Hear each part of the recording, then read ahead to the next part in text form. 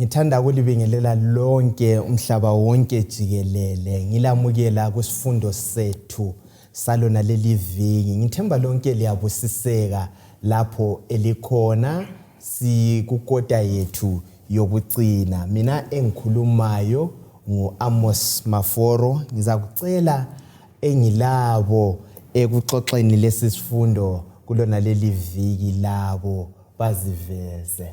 Salibonani bathandekayo ngegama lika Jesu Kristu. Siyabonga ukuba kusona lesi isifundo okhulumayo ngoThalenti Ncube. Salibonani bathandekayo ngegama lenkosi yethu Jesu. Siyamukelana kusifundo sakuyona leyi viki esiveza ukuthi kulothando esithandwe ngalo lumangalisayo. Okhulumayo uMrs Siboneni Mhlanga. Salibonani bathandekayo ngegama lenkosi yethu Jesu. Siyalamukela esifundweni sanamhlanje. Okhulumayo nguSikhathele Ncube. Asicimezeni sikhulekeni. Baba wethu osezulwini, sithanda ukubonga ithuba osinika lona njengabantu bakho. Lapha sihlangene umhlaba wonke jikelele ubana sizwe isifundo sakho osinike sona ngalona leli viki. Sengathi ungathumela umoya ongcwele asichasisele sizwe khona kanye ufuna siwuzwe ngesikhathi esiphila kiso namhlanje. Konke lokhu sikhuleka silethemba egameni likaJesu ehlala kuze phakade. Amen. Amen. Siyabonga zihlobo ezithandekayo. Sikusifundo sethu sesithupha kukota yethu yokugcina kuwona lo umnyaka. Isihloko sethu kuleli viki sithi sona Yena Wafela Thina. Yena uJesu wafela thina. Akulandaba emnandi njengayena lezi hlobo ezithandekayo yokubana umsindisi umhlengi wethu wabuya wazolenga ukubana mina lawe sisindiswe. Ivesi yethu yakulona leli viki nguJohane 3 ivesi 14 usiya ku15. Ngicela sifundeni sizwe bese sixoxa. Ivesi 14 ifunda kanje: njengoMosi waphakamisa inyoka enkangala, ngokunjalo indodana yomuntu imele iphakanyiswe, ukuze kuthi lo lalo okholwayo kuyo abe lokuphila okungapheliyo. Amen. Hey. Yivesi elamandla lezi hlobo ezithandekayo. Kakhulukazi. Njengoba uMosi waphakamisa inyoka enkangala, sikhumbulana enkangala kanti iziphakanyiswe inyoka kwakuhamba njani? Lesihloko sethu sithi Yena wafela thina. Ya, kuthiwa enkangala yaphakanyiswa inyoka. Le ndodana yomuntu kuzamele yenze njani? Iphakanyiswe. KwaJuda kwakuchiwoni nxa kokukhulunywa ngokuphakanyiswa? Yes, isihloko sethu njengoba sicacile ukuthi uJesu wafela thina. Esenkangala abantwana bakuIsrayeli wonke owayekhangela enyokeni eyayiphakanyisiwe wayezuza ukuphila. Ngokunjalo uJesu walenga esiphambanweni. Hathi ukuzilengela kodwa elengela thina esiphambanweni. So wafa ukufa okungokwethu ukuze sizuze ukuphila okungokwakhe. Engakafi wahlupheka ukuhlupheka okungokwethu ngoba sesiwonile ukuze thina sizuze ukukhululeka okungokwakhe. Wahlukuluzwa ukuhlukuluzwa okungokwethu thina njengezoni ukuze thina sizuze intokozo engeyakhe. So kakudingakali ukuthi sihlukuluzeke kangaka yena uJesu wafela thina. Nxa kuvuma kayanyukelwe sibe lokukhululeka empilweni. Siyabonga. Ngiyathatheka kumangalisayo nxa sikhuluma indaba yokufa kwaJesu ukuthi yena eyinkosi engelacala wavuma ukuthi abuye abe ngolecala abuye ahambe indlela yesiphambano ukuze thina sibe ngabasindisiweyo. Ngibona uthando lumangalisayo ukuthi uJesu uyasithanda. Yikho wathatha istansi esinzima kangaka ukuthi thina sibe ngabamukelekileyo nxa sasesilahlile. Alright. uJohana besemangala Maforo abuze ethi luthando olunjani lolu.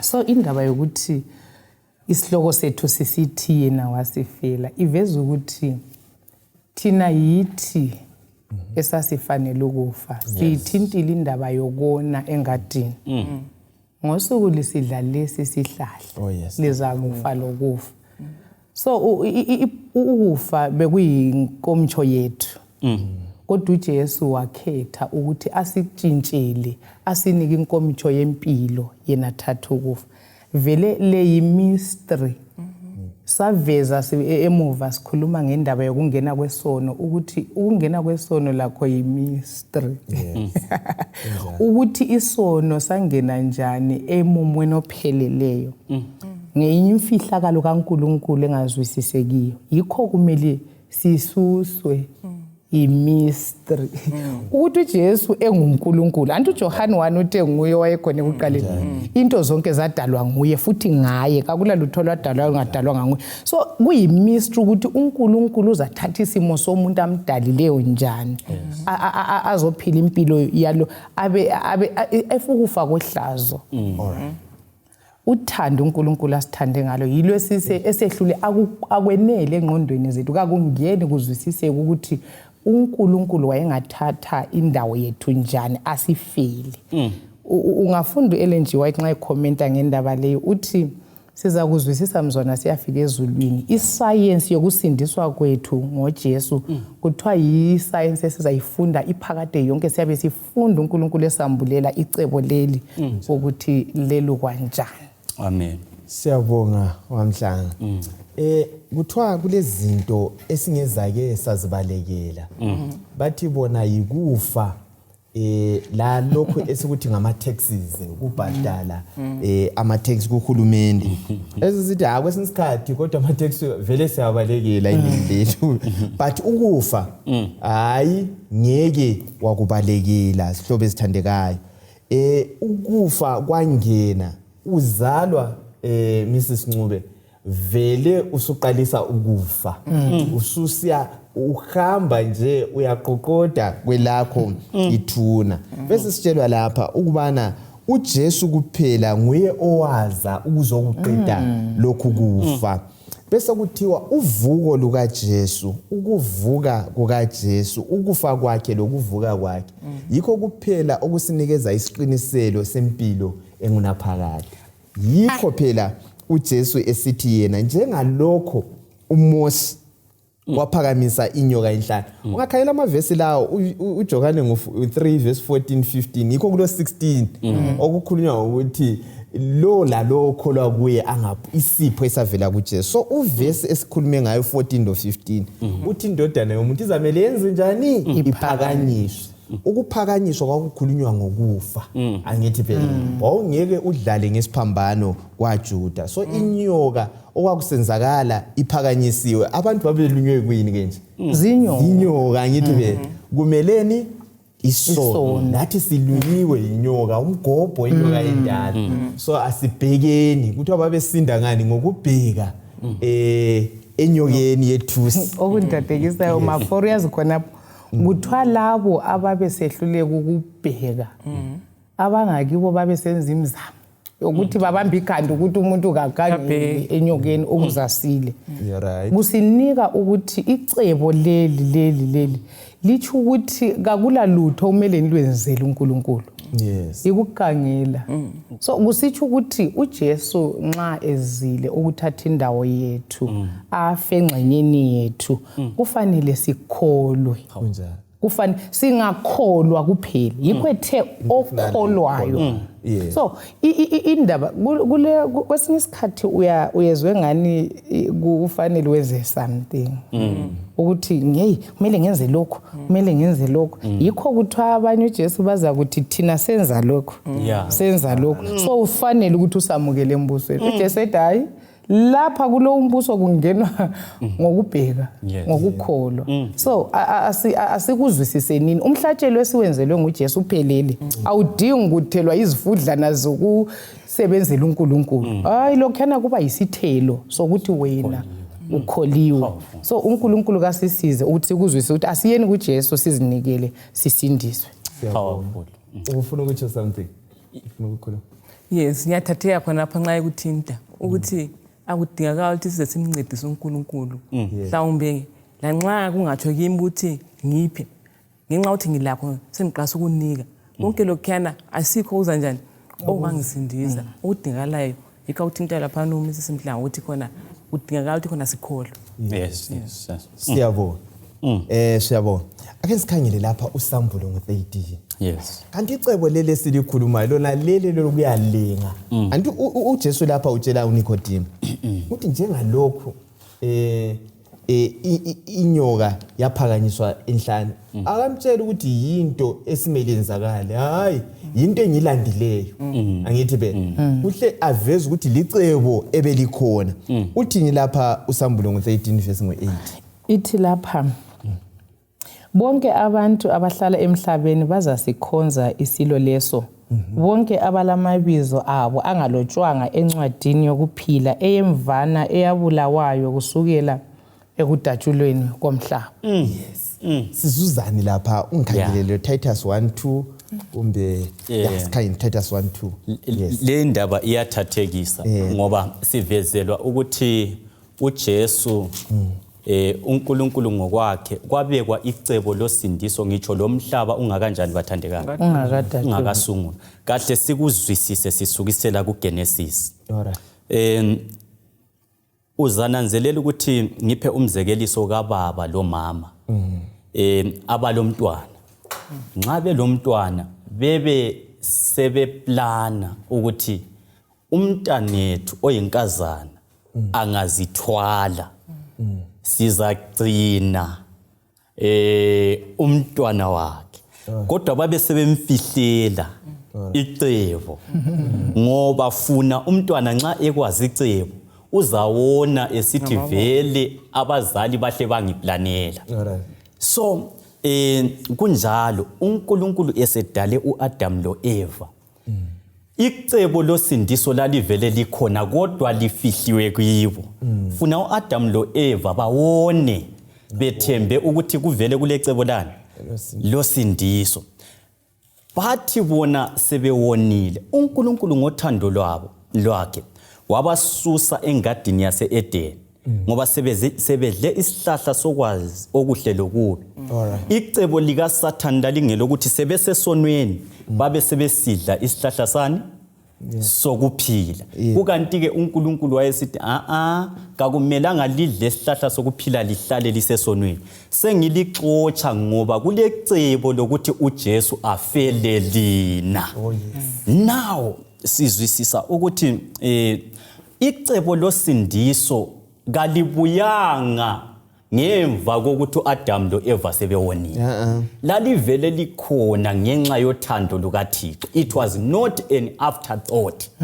Yikho kwenza abantu bacabanga ukuthi uNkulunkulu lolunya uNkulunkulu njani.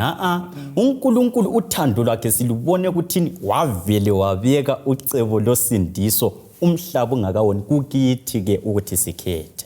Siyabonga oNcube ngokuchaza lindaba ukuthi icebo leli lasungulwa njani. uNkulunkulu waligcina edala. uNkulunkulu kajunywa yilutho.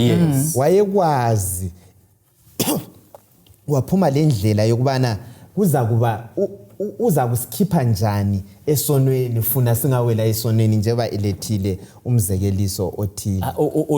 Uxolo maforo. uNkulunkulu wayengasiplanelanga ukuthi siwone. Wayengasiplanelanga ukuthi siwone njengoba umaforo ekubeka ukuthi wavele waletha icebo lani losindiso waseplana ukuthi uzasikhipha njani. Mind you okwaqala ukwenzakala phakathi kokuwa kaSathane lokudalwa komuntu kuyini? Yekuwa kaSathane.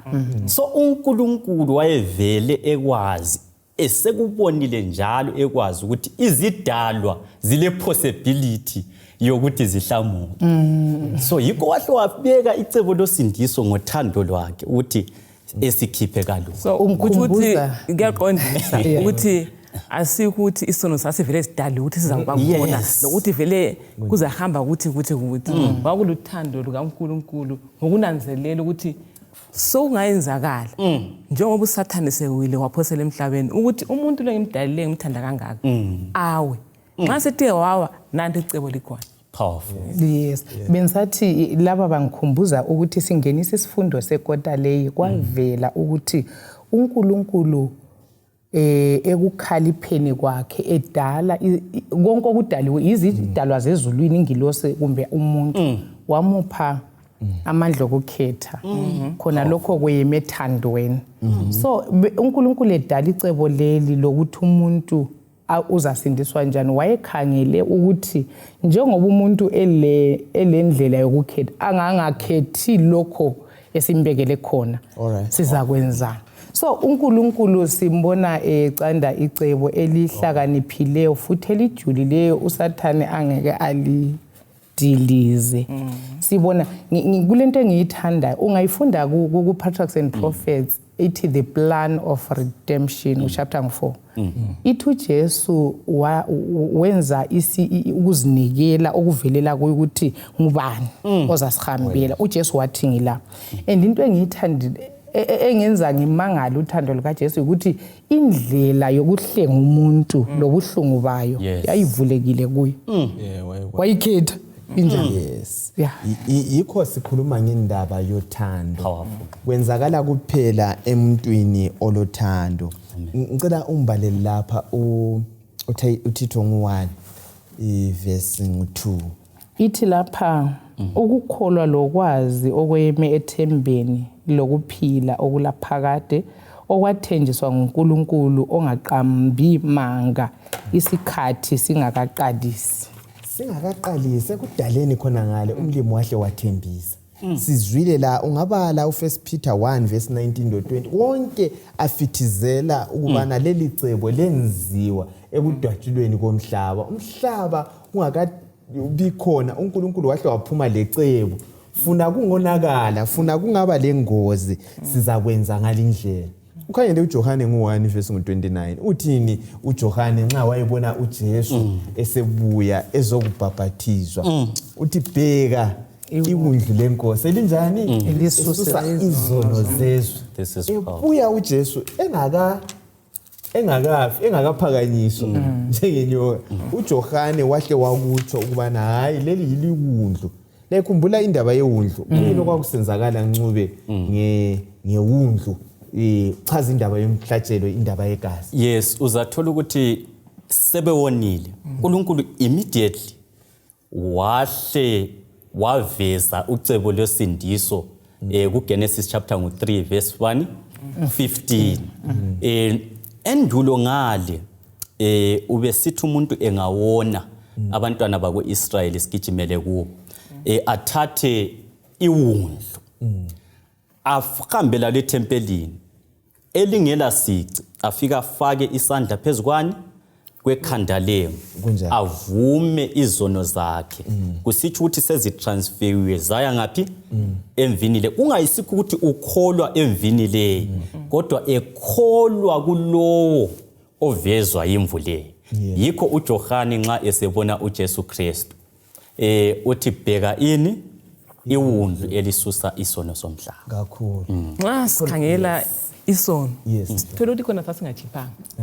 Ngoba nxa kwadingakala ukuthi kuze kufe indodana kaNkulunkulu ezele iyo yodwa kuyasitshengisa ukuthi amagazi ezinyamazana konke lokho okusenzakala kwakungenelanga kwangumfuziselo lokho okuzayo. Ngakho ke ngade ngikhangela salesi sifundo nginanzelela isacrifice enziwa nguJesu bese ngizibuza ukuthi thina njengabalandeli bakaJesu yebo singeke sifela abanye abantu kodwa ngizibuza ukuthi ma sacrifice bani singawayenza okuhlenga abanye abantu mhlawumbe ekusweleni mhlawumbe sebewelwe ingozi kunengi esihlana lakho empilweni ukuthi kambe thina njengabalandeli esifakaza ngoJesu siyazinika inamathuba njalo nalawo. Yes, siyabonga. Uyazi into elethwa lapha uMrs Ncube indaba yomhlatshelo ukuthi usacrificeani njengathi sesingamaKristu. Asifundeni ungabala uJohane waqala ngo3 verse ngo16 ngokufanana. Uthando kuyilokho ukuthi lathi sifele izihlobo zethu abangane bethu. Siveze khona lokhwana okwenziwa nguJesu. Ngangibone imhlatshelo eminingi abantu balokho yazi abantu balokho besabambelele uJesu abuya wakudiliza. okwakukhomba okwakuyisithunzi uthola abantu kulezi nkukhu kulani inkolo zichiyene abantu balokho besale mhlatshelo thize abalayo zwanini balaleli lababukeli isifundo sethu sanamhlanje sifuna ukusikhomba ukuthi hayi wabuya wasifela waqeda konke imhlatshelo yonke wabuya wasifela uJesu nxa simamukela siba ngabasindisiweyo ngicela ukuthi into olunye lapha Maforo yes ukuthi kulezinye imfundiso esilazo kumbe kuleminye imicabango esilayo ukuthi abe testament elidala bebelendlela yokusindiswa kodwa indaba ekade ichazwa laphana ngoNcube ibiveza ukuthi uNkulunkulu wahle wayivezi wabafundisa inkonzo yegazi yes eveza ukuthi umuntu abuye uNkulunkulu back uzabuya ngegazi hayi lenyamazana maHebrew 10 utsho njalo phela alisusi sona so uzathola ukuthi iOld Testament yonke kugcwele ukuchitha kwegazi ngesizathu sokuthi abantwana bakaNkulunkulu babekholwa ukuthi uJesu babekukholwa ukuthi igazi lezimvu kalisusi sona babekholwa babeveza ukukholwa kwabo kuJesu ozayo ngokuchitha lelo gazi so uNkulunkulu umhlaba ule ndlela eyodwa yokusindisa akukhathalekile ukuthi uphile ngapha kwesiphambano kumbe ngale kwaso uNkulunkulu le ndlela eyodwa andindlela uhle wayivezela uAdam kuGenesis 3 verse 15 lo verse 21 esebulala iwundlu ebaqobi so indlela iyodwa uJesu nguyundle lesusi izono zezwe Amen. ngithemba sikhamba sonke sihlobo esithandekayo indlela iyodwa angithi phela ake nisikhangele indlela eyodwa yipi indlela yesiphambano angithi phela isiphambano yiscience esiza kuyifunda ingunaphakade yonke isiphambano yikho lapho okulempendulo zethu zonke nxa ukhona ongakuzwisisiyo hamba esiphambanweni siza kunanzelela lapho ukuthi abafundi ayisikuthi babekuzwisisa bonke indaba ekaJesu kanti uJesu vele ezalo akulandayo lapha wayelandela ukuzokufa ezalo lusane wayelanda ukuzinjani bakithi ukuzokufa uGalatia 4 ivesi 4 uthi sathi sesenele isikhathi indodana yazalo angithi phela la kanye sathi sesenele isikhathi sokufa indodana yomuntu yanjani bakithi yafa so abafundi kuthiwa babengakuqedisisi iningi labo lalikhangelele inkosi eyayizobusa okwawona umhlaba basibona behleli bona ezihlalweni sebebusa safuna ukuthi sikhangele sinanzelele ababili abathathu ukuthi babekuthatha ngayiphi indlela uMakho 16 ivesi 21 usiya ku23 uMateyu 16 ivesi 21 ithi lapha kusukela ngaleso sikhathi uJesu waqalisa ukuchazela abafundi bakhe ukuthi wayemele eJerusalem ayehlupheka ngezinto eziningi ezandleni zabadala abapristi abakhulu labafundisi bomthetho njalo lokuthi wayemele abulawe ukuthi ngelanga lesithathu avuswe aphile verse 22 uPetro wamdonsela eceleni waqalisa ukumsola wathi ngeke kwenzeke Nkosi lokho kakusoze kwafa kwenzeka kuwe uJesu waphendula wathi kuPetro suka emva kwami Satan uyisikhubekiso kimi engqondweni yakho kawulazo izinto zikaNkuluNkulu kodwa ucabanga ezabantu verse 20 ngithemba iyacaca indaba le ya ungasikhangelela lo Mateyu 17 sikhomenta futhi ngicela sithole izifundo la libonani ngengqondo eyayilo Petro la uPetro ngiyamzwisisa kakhulu and yiwo umumo esiphakathi kwawo kathi sina sikhangela icontext yesifundo la uzananzelela ukuthi icontext yabafundi basebehlukuluzwe kangaka ngamaRome iRoman Empire kwaze kwafika kuextent yokuthi nxa babekhangela uJesu babengaboni umsindisi ozabakhulula ebugqilini besono kodwa babebona inkosi ezabakhulula ekuhlukuluzekeni kwenhlupho lobugqilazwa iRoman Empire so uJesu nxa ekhuluma ngokufa kwakhe wayekhuluma ngokukhululwa kwabantu esonweni yet uPeter wayesithi kakwenzi ngezinye indlela wayesithi icebo losindiso kalezi ungakasikhululi physically. So uzananzelela ukuthi empilweni esiphila kuyo abantu abanengi bakhalela ukukhululwa kuphela ekuhluphekeni kwempilo kodwa hathi esonweni. Uzananzelela ukuthi umuntu uPeter ngiyananzelela ukuthi abafundi abanye babekhangela ukuthi singakhulula ebugqilini beRoman Empire lathi sesizakwanisa ukuthi sihlale sibe ngababusi. Omunye umuntu angagula kakhulu ahlukuluzwe kakhulu zinhlupho zomhlaba azayehluleke ukusebenzela imuli. Nxa ekhangele uJesu aze agcine embona njengoJesu okumele abuye kuphela azomkhulula ebugqilini bokuhlukuluzwa ngumkhuhlane ala ukuze asebenzele abantwana kakuhle hathi ukuzisono sisuswe kubo. So uJesu usibuyisela ekuthini singabi lengozi yabafundi. Nxa sikhangele uJesu kuphela simbone njengoJesu ozosikhulula ekuhluphekeni kwethu kodwa singela ndaba lokususwa kwesono. uJesu ozosikhulula ebuyangeni bethu sobusihlukuluze kangaka kodwa singela ndaba lokususwa kwesono. So kasikhangeleni uJesu abe nguye ozosisusa esonweni okunye lokhu kube sokulandela. Alright. Indaba leyi sifuna ukuthi sizwisise uyathi uncubela inengi lethu silomunye umpikitsha ngokukholwa. Sikhangele uJesu uthiwa babengazwisisi ukuza kwakhe kokuqala. La khathesi inengi alizwisisi ukuza kwakhe kwesibili. Come on. Ukuthi nxa sikhangele ukuza kwesibili kukaJesu abantu bakhangele lezinye izinto. Uthi nzaya nxa uhlala elizweni njengakwenzakala eSouthern Africa la elingela magetsi umuntu ucabanga ilizwe kuphela ukuza kula magetsi kuphela yini vela kulokukhanya ukuthi umcabango wethu ubusisiba limited sikhangele esingakho thina la. So kuyini okunye okwakuphazamisa abafundi okwakusenza ukuthi bangaliboni leli cebo. Ngithande futhi amazwi kaJesu akaboni uPetro uhlabona ukuthi le ndaba le nguSathane lo athi suka yimi bani Sathane. So kwezinye izikhathi esikhangele even uxabana lo mngakho ake ubone bongemuva komngakho ayinto le kwesikhathi saxabana khona sibambane ngamakhola kanti hayi kayisuke kazenza umuntu kukhona oyabe singeni kuyini esikutholayo kumbe ama misconceptions engunanzelelayo sike sathinta isifundo nezedlulileyo ukuthi iTestament elidala lelisha uhamba ndawonye kunjani. Singananzelela vele kudaleni xa uNkulunkulu wasedala umhlaba lakho konke wathi bheka kuhle kwakukuhle. So uJesu nxa ebuya ivangeli elichunyelwa ngelokuthi kufuna ukuthi kubuyisele khona okhana owawuvele kuyikho ekuqaleni ukuze abantu sibe lempilo uNkulunkulu ayifunayo. Ngiyathathela nxa ukhuluma khona lokho ukuthi nxa sikhangela uhambo lwesikristu sisuka sibe lokwehlukana ngamakhangelelo abantu esiyabe sebakhangelele.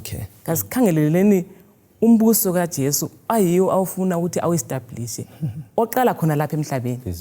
I-training yangikhona ikhona lapha.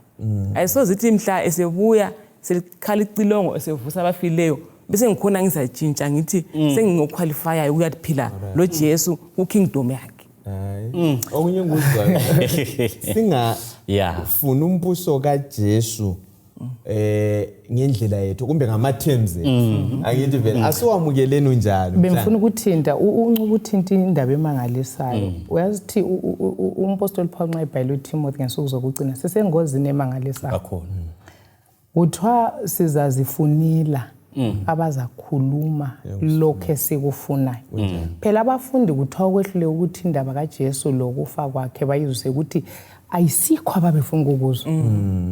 So bakhetha ukuvala indlebe zakho kulokho kumele kwenzakale bavule kulokho abafuna ukuzwa. Ingozi ebandla kumbe abantwana bakaNkulunkulu ensukwini zokuthi khangela ivangeli elinenge elikhona esiliphila elokuphumelela wozani lapha izinto alilamkhuhlana alilanswelo yilo yini ivangeli lokulungiselela ukuza kwesibili kukaJesu. uJesu uthi abantu ngabaphume esonweni. Indaba kaJesu ukuthi ngizatholakala yini ngihlambulukile indaba ngiyokuhlambuluka so usathane uselethe umoya ukuthi si shift focus singakhangeleli kulokho kuyikho kuliqiniso uJesu asibizele kiko. Ngicela ukubamba lokho message mhla uyanithathekisa manje ngifuna ukukhangela i3 angels messages labafundi anti sikhuluma ukuthi ingozi yokuthi abafundi bangachasisi kuhle umbhalo kwalimaza njani.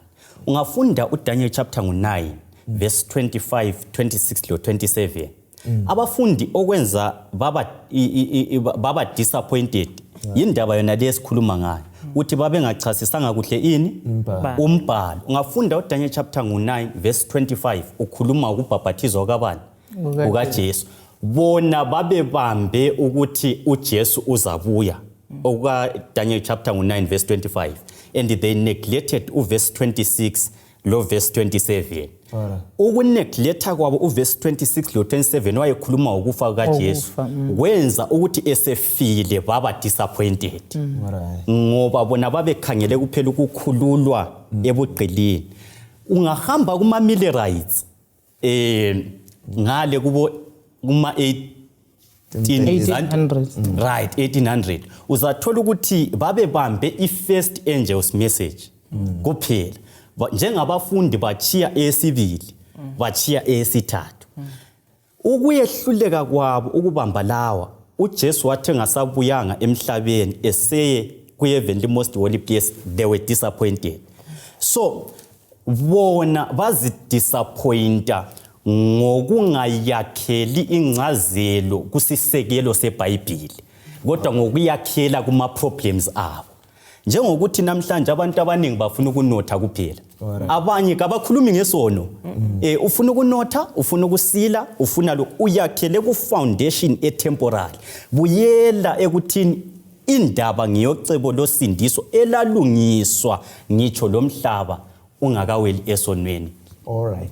Siyabonga okuqhathileyo kulethwa lapha balaleli lababukele yikuthi asilandeleni uJesu powerful ngendlela yena afuna ukulandela ngayo singabuyi lokwethu lengcazelo zethu uthi kasisindise silapha kangithathe nginje kangamukele nginje kulabantu abangafuna ukuchiya isono uJesu ethi hayi indlela yethu iza kuhamba ngalindlela ukuze icebo lelifezeke kuhamba ngalindlela abantu abakufuni lokho. Ungakhangela uJohane ngo19 sizathola lapha uJesu eselenga emthini esesifa uJesu uthi kuphelile angithi phela mazwi bani umazwi la mhlanga uzwisisani ngokuphelile it is finished uzwisisani. Okokuqala maforo mana sithento ukuthi uJesu waye-address abani wayewaqondisa kubani amazwi athi kuphelile. Ungayifunda kuhle ithi amazwi lawa wayewakhuluma lo babo sezulwini ngoba njengoba uNcubela phanike wathinta ukuthi hayi indaba le ivele yayiyeluke ekuqaleni lo muntu angakadalwa bavumelana uNkulunkulu lwendodana ukuthi hayi ngizahamba ngiyebuya lo muntu ngiyembhadalela so nxa uJesu esesifa lapha utshela ubaba ukuthi kuphelile yisi siqongo sesivumelwano yiclimax lapho esithola khona imbadalo yomuntu ibhadalwa kuyikubili engufundayo la ukuthi uJesu afe enguNkulunkulu engumdali mina kuntshengisa uthando olujule engeke ngiluzwisise ukuthi lunganani ukuthi isandla esabumba mina yiso isandla esibanjwa yimi sibethelwe esigodweni lokhu anguzwisisi luthando olubanzi olungeke luzwisise umuntu ukuthi uNkulunkulu savumelana futhi ezifundweni ezidlule ukuthi khonokho ukuthi kuze uJesu ayikhona ingilosi kuveza ukuthi uNkulunkulu kakho responsible ngayo yonke inkemenkeme lesiphakathi kwayo kuveza ukuthi waphane ukuze lokho kusehlele ukususwe wapha impilo yakhe so number 2 uveza isiqongo indlela uNkulunkulu azonda ngayisono isono kuNkulunkulu si offensive sibi uNkulunkulu isono khonokho ukuthi uJesu had to die kuveza ukuthi isono kasingeke siphongwekela sihambe uNkulunkulu isono angeke asamukele. Uyangikhumbuza lapha Mrs. Ncube nxa ekhuluma ngokuthi isono sibe kunganani. Nxa ufuna ukubona vele ububi besono hambe esiphambanweni. Uthiwa umdali walenga emthini eze kakhulu mhlo efela mina lapho ilanga lehluleka lokuthi limbheke lala umhlaba ngoba le earthquake ngeke wathwala kodwa umuntu ekhafulela uNkulunkulu isono uyasizonda and uyenza yonke into ukuthi umuntu asindiswe. Nxa wathi kuphelile uJesu kuyini okunye kwakuphela lapha esikuthola? Mina khonapho ngiyathatheka nxa isithi kuphelile ngikhumbula ukunqotshwa kwesono ukuthi esiphambanweni isono sanqotshwa. Liyawazi ukuthi kulabanye abantu kwesinye isikhathi ozwa sengathi mina angisafanele indlela esengone ngayo akusavuma ukuthi ngingamukeleke ngongani ngingcolile. Uzama ukumnxusa ukuthi hayi uJesu njani ukhona njalo uyanaka angakuzwisisi. So-ke babukeli labalaleli uJesu wayenqoba indaba yesono esiphambanweni. Awukhathalekile ukuthi wone kangakanani wenzeni nxa uzaphenduka ukholwe umamukele ubuye uphile ngokwentando yakhe uJesu isango livuliwe uvulekile kithi sonke. Powerful. Wake wabona imvi qamba manga kumbimvi feba usufebile wena uyebamba ikhanda lemvi transfer leyana khona lokho esikho khona uKorinto wakuqala ngo5:21 uthi uJesu wenziwa waba yisono. Yikuyini okucabanga ongakucabanga yibutabani yikuyini konke kwabuya kwafakwa kuJesu elengise emthini khona pha yibububi besono kwathatha ukufa kukaJesu. Sonke isihlobo esithandekayo siyanxuswa ukuthi samukele umnikelo lowo uJesu uyasindisa. Angithi be okunye bengifuna ukuthinta lokho ukuthi uJesu nxa isithi it is finished impikiswano yokuthi umhlaba ngokabani rightfully yaba sealed khona lapho. uJesu igazi lokuqala lisithi tho phansi umhlaba uAdam ayewuthethe wawufaka esandleni sesithu Jesu wawuthatha ngesandla. So khona lokho kuyasinika isiqiniselo sokuthi hayi uJesu wenze konke ukuthi sisindiswe. Singakhetha ukuthi la so sibhadalelwe. Ngiyayithanda kaPeter nxa sithi zwanini alizange lithengwe ngento ezibolayo. Imali golide lesilva lina lihlawulelwe ngegazi. Gazi le. So uNkulunkulu kasisize sizwisise ukuthi uKristu uthwaleni. Ngiyakucabanga mhlobo uthinta into emangalisayo into eyayenzakala ngeday uJesu esifa.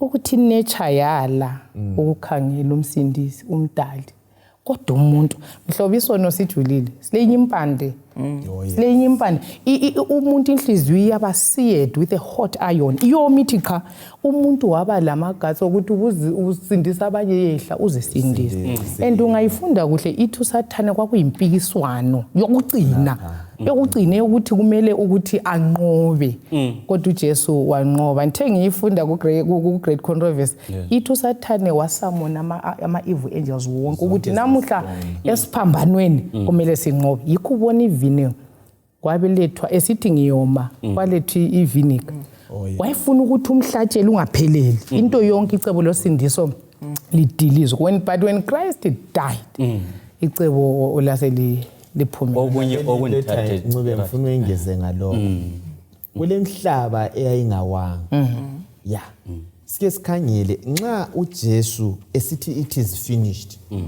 ingilosi lazo indaba lezi zazingayiqedisisi. Ukhumbule phela uSathane wawa lokuthatha kwengilosi sike sakuthinta ukuthi kwesinye isikhathi futhi zonke zapho zaphuma bengani sebekholwa kubani uLucifer. So lapha nxa ethi kuphelile wayetshoni leminye imhlaba le labanye ama beings angawanga azwisisani ngoba kuthiwa esiphambanweni kwabaqedisisa khona ukuthi kanti uSathane umpusho wakhe ubuza kuba kanje ukuthi abulale indodana kaNkuluNkulu. Khuluma ufuna ukukhuluma udlule khona. Yes, ngiqale ngakhonapho elibuze khona mdala wami. Ukuthi esithi kuphelile wayesithi ukuthi sokusecure. Usenqobile. Ngokona kuka Adam umhlaba wanikelwa kuSathane. Ngokufa kuka Jesu umhlaba wathathwa kuSathane as i-representative. uJesu waba nguye i-representative. Ngitsho leminye imhlaba yaba secure. So kuyajabulisa khonoko. Ngibuye futhi ngithathekiswe ngesiphambanweni laphana it is finished. Kuthiwa kwakulamasela amabili uyakhumbula. Elinye isela lalisifa lifela esonweni. Elinye isela lalisifa isono. uJesu wayefela isono. So esithi it is finished. Konke kwaku-centered on uJesu. Lathi sinjalo namhlanje. Nxa sikhangele uJesu Kristu kumele sazi ukuthi kakulambaxambili. It's either nxa ebekwa phambi kwethu thina ngokumrejecta siyafela esonweni, ngokumamukela siyafa isono ngoba yena wafela isono. Alright. Mina ngiyathatheka. Nxa ngikhangela indlela uJesu abemokha ngayo. Bemkhafulela besenza konke njengoba de uthintela abantu besimhlanga. Ukuthi ngokumele kuze kube buhlungu sibili. uJesu ngicabanga ukuthi khona nxa wayengumuntu wayengakhalala ethi hayi mina lokho angisakwanisa. Kodwa uJesu sifundile ukuqaliseni kwesifundo ukuthi nxa wayebuya ezozalwa wayekwazi ukuthi uzalelweni ukufa. Nxa ihamba indlela yesiphambano wayekwazi ukuthi uya ngaphi kodwa kazange aluze focus.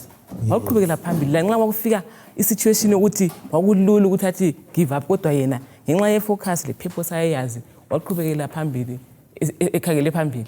So ke ngiyathatheka ukuthi kona njengabafundi bakaJesu lathi njengabalandeli bakhe. Amen. Kukhona yini lapho esifika khona ukuthi hayi sesidricha sokunzima yini.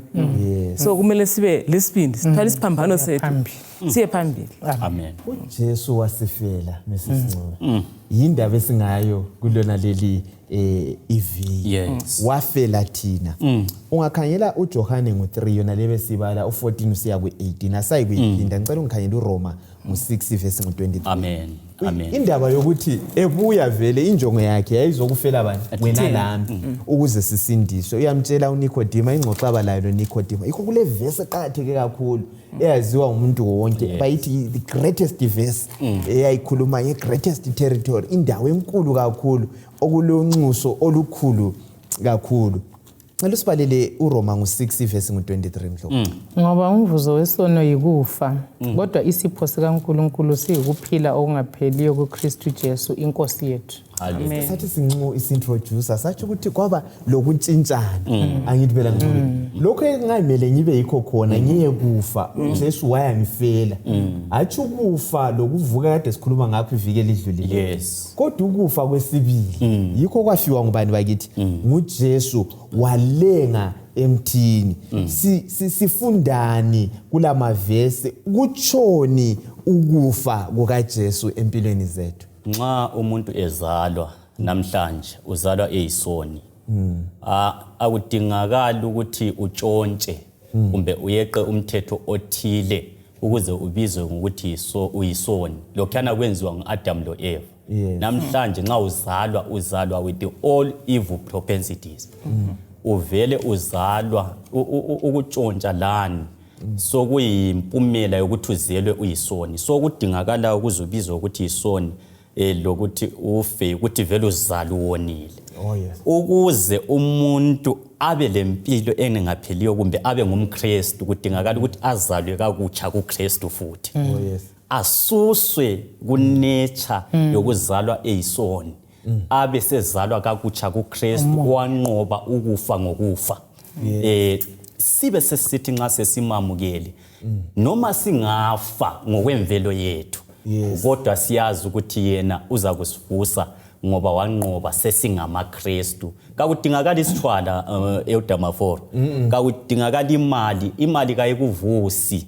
Ngitho amabhiliyoni kakuvusi, aright ukuthi abe khona, indlu kayikuvusi, kakukusecure, kodwa kudingakala ukwamukela uJesu isono sisuswe umuntu afanele umbuso Yesu. Amen. Yazi ngile challenge umhlobo ukuthi nxa ngingazifaka mina John 3:16 ukuthi uJesu uNkulunkulu wawumthanda umhlanga kangaka waze wazinikela ukuzumhlanga ukuyipersonal ukukuza ukuthi even oloba uTV ngakwa kuyimi ngedwa. Yes. Jesu wayezabuya angifeli ende khona phane siyiphindileyo akufanga sidalwa.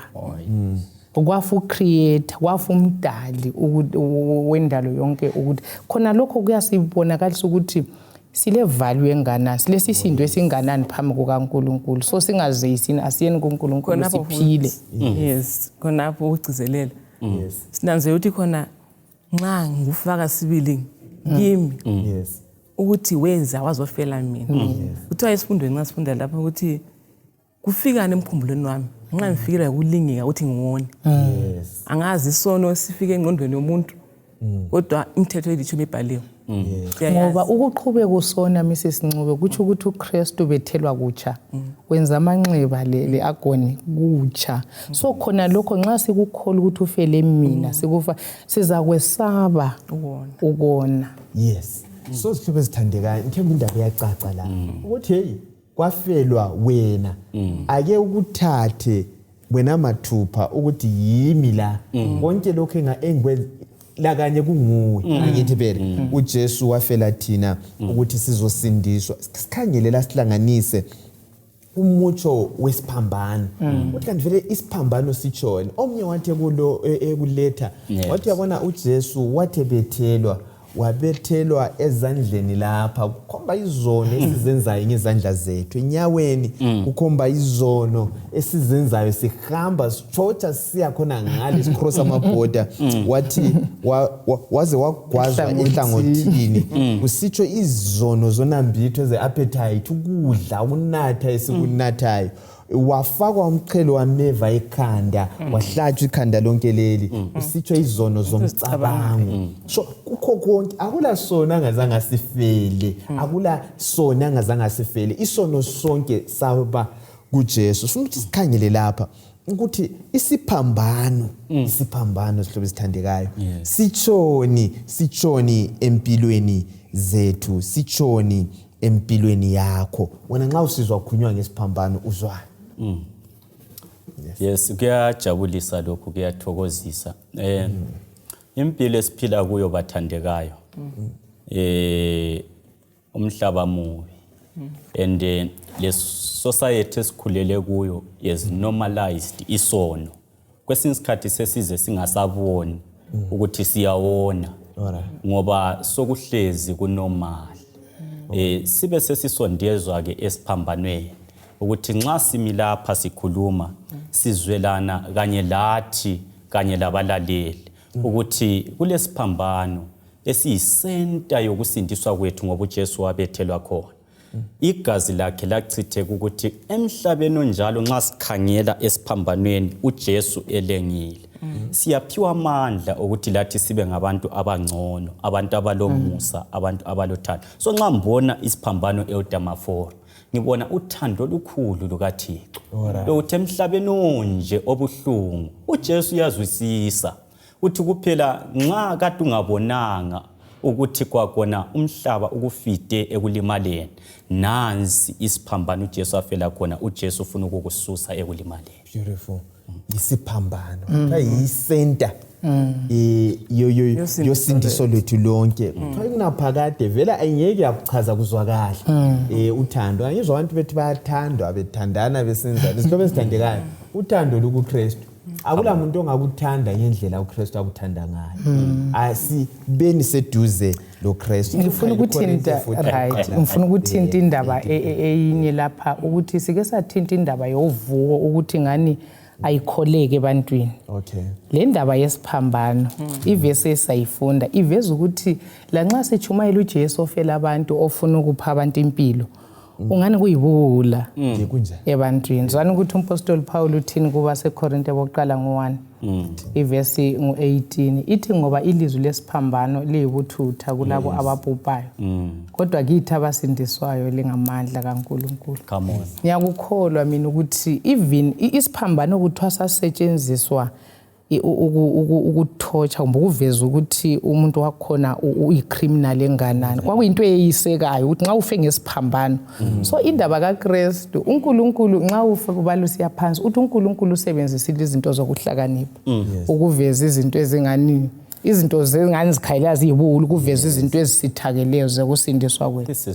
So zwana indaba yesiphambano mina kimi iveza ukuthi impilo uJesu eternal life esiyithenjiswe uJesu asiphe yona yena wathatha it's made certain. Mina aqiniseke ukuthi indaba yempilo ephakade ngesiphambano ikhona ibisithinta lapha ukuthi umlobo uthinta enye indaba ukuthi ithize kuyikuveza uthando uNkulunkulu alasikhulumile ukuthi liveza indlela isono uNkulunkulu asizonda ngayo lo thando lujulile uNkulunkulu alithanda ngalomuntu bese ngithanda into ethintwe nguNcube ukuthi isiphambano siveza ukuthi ikusasa ile yafaka ifull stop phela ukuthi uJesu wathi sithi it is finished heaven izulu la respond ukuthi all the sons of God shouted for joy njengasekuqaleni ku creation ku redemption bayiphelelisa ke celebration yokuthi uJesu uyinkosi so iveza ukuthi even kusasa even emhlabeni omutsha ifull stop ifakwe isiphambano ukuthi isono sekuphinda sibe khona. Mrs. Mhlanga nxa ekhuluma ekhuluma ngathi okay mina indaba yesiphambano imvezela uthando lumangalisayo kakhulu lapho uNkulunkulu athanda umhlaba xa sikhuluma ngomhlaba asikhulumi ngemuli yako Maforo kumbe yako Ncube kumbe yako Mhlanga asikhulumi mhlawumbe ngabampofu kumbe ngabanothile sikhuluma ngomhlaba wonke yes so ngibona uthando lomangalisayo ukuthi uthando wonke umuntu akula condition hayi kuphela icondition e1 elula futhi ukumangalisayo ukukholwa uze ube ngonjani ngosindisiweyo okunye okundithathekisayo uMrs Mhlanga ivesi ayibalileyo ithi yona uKristu kumbe usindiso kungani yibuwula kulabo ababhubhayo kodwa kulabo abasindiswayo kuyini kuyikuhlakanipha kungamandla nginanzelela kuyibuwula njani ungakhuluma ngoJesu omunye umuntu ezigijimisela idegree ezigijimisela imali kungani kuyibuwula ngani emuntwini kule godi elivele liphakathi elingeke lagcwaliswa idegree ungafaka idegree uyabona usufuna imasters ungafaka imasters uyabona usufuna iPhD ungafaka umuntu uyabona umuntu lwana esekubhowa ngoba ubuya evele elamaphutha akhe ufuna ukuthi ezegcwalisa igodi elivele lehlule ukuvalwa nguNkulunkulu so igodi leliyana elehlule ukuvalwa izinto ezithile la ngabantu kumele livalwe nguKristu nxa lingavalwa nguKristu lobu khangela omunye umuntu kawusoze ufuna umuntu lana abuye azokuphelelisa nxa elamaphutha akhe kawusoze umlahle kodwa uzamncedisa ngoba uJesu esekuphelelisile ukuthi yena lo muntu apheleliswe ngoba idegree leliyana akade explain ngalo ukuthi lingamupha ukusuthiseka kuyilo ukuhlakanipha seliyehlulekile kwangena uKristu onguye ukuhlakanipha. All right, siyabonga sihlobo esithandekayo ngithemba kuyacaca indaba yomutsho wesiphambano isiphambano kuthiwa iningi lomhlaba sibakuthindile abafowethu lapha liba yibula ibala elithi ubula bathi bona ngesikhiwa esilijayeleyo nxa lisikhumutsha lisuka kusiGreek into okuthiwa yimoron kuthiwa ukusindiswa kumbe isiphambano it's moronic kuyibula kuyayeseka ungezwa ukuthi umuntu yimoron ngoba umuntu vele okungacabangi ongaqedisisiyo so isiphambano siba njalo kwababhubhayo ake ucabange nango uyalenga kuthiwe indlela yokusindisa ukusindisa abantu ukuthi bathole impilo itholakala njani ngokufa ndabona kuba yibula ukuthi uyagafulela usulengile khona laphana kodwa yikho okulempilo indlela zikaNkuluNkulu aziziseki emuntwini isihlobo esithandekayo senza kuhle nje kuphela uthi simlandele nxa ufuna ukubona njalo ukuthi uqhatheke kunganani khangela intengo yakho esiphambanweni wathenga uJesu onguyodala konke umhlaba wonke yivalue yomuntu isihlobo esithandekayo singakudeleli singakweyisi njengabasindisiwe lathi sesimkhethile uJesu kasihambeni ngokuqonda simthembe uJesu singadlalisi igazi okwakuthinta ukuthi nxa sisona sibethela uJesu kakutsha kusona kangani okunye maforo emfisa ukuthi kufithizele ukuthi uJesu isiphambano sitsho lokho ukuthi impilo sikubeke nje sithi ukufa okade kungokwethu ukufa okuphakade kususiwe kunjani uJesu wayesifa ukufa kuphi maforo uJesu wayesifa ukufa kwesibili ukufa singabi khona yikho uRoma 8 ebhale sithi laba sebekuKristu akusekho ukulahlwa so la nxa sisifa ukufa kokuqala ukulahlwa kithi akusekho so sisiya lapha Ncube ngifuna ukuthi sifike esiqongweni ngalindlela ukuthi hayi indaba le esikhuluma ngayo ukuthi wasifela amen likhumbule njengothi sikhuluma ngokufa kuleli kodwa lempilo la ngethemba nxa sifika lapho ukuthi uJesu wasifelelana ukuthi thina singafi anti phela uthi thina siphile i-exchange yona leyana simele sifithizele izwakale icace isihlobo esithandekayo sekwakuthinta eqeda lapha umhlanga ukubana singabambelela khona pha siza kuthola ukuphila okunaphakade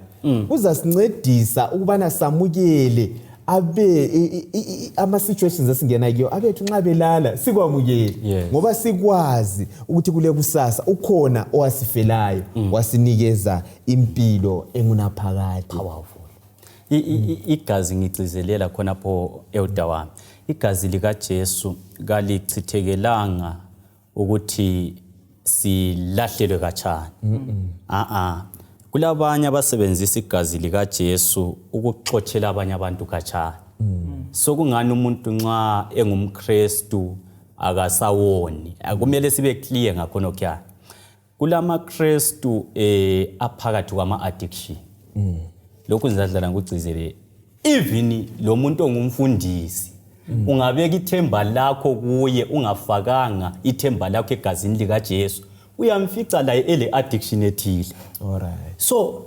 isiKristu kasitsho ukuthi kubuya umuntu alright akutsho ukuthi qale uchiye inzondo ubusubuya kuKristu kasitsho ukuthi qale uchiye utshwala ubusubuya kuKristu kasitsho ukuthi qala uchiya amakubo subuya kuKristu kodwa sithi vuya kuKristu njengoba lathi sabuya silalokho esasilapho ukuze akuchise lokho yikho khona nxa esekuchisile sekupha amandla njalo okugcina umthetho wakhe usiya phambili ungasawona so uThixo asisize bathandekayo asiphathise sibe lothando lokuembrace abantu abahluphekayo uJesu wabantu bonke akakhethi okudingakalayo ukuthi size sinjengoba sinjalo uyasilungisisa siyabonga elokugcina abalaleli lababukeli ukuthi lukhulu uthando esithandwe ngalo kaluzwisiseki kuyinto encane yini ukuthi silahliwe kumbe sisindisiwe sinanzelela lumhlatshelo omkhulu ukuthi uNkulunkulu achiye izulu ukuze thina sisindiswe kasiyeni esiphambanweni siyebona intengo levalue esilayo bese siqhakathekisa lesi sipho esinguJesu ngoba kuye ikhona impilo engapheli amen asiyeni bala ibhuku okuthiwa nguTestimonies for the Church volume 1 page 124 uzasichasisela uthi yena wabona ukubana izulu lonke liyakudingisisa ukuthi lizwisise indaba yokusindiswa kwethu sihlobo esithandekayo asikhambeni siyefunda kuzasenzela kahle sihlanganeni futhi kuviki ezayo kusifundo sethu sesikhombisa esithi sona uKristu unqobile ukufa. Sizakucela uncube lapha asivalele ngomthandazo. Sikasithandazeni. Baba wethu osezulwini, siyabonga ukusithungamela ngamandla kaMoya oyingcwele.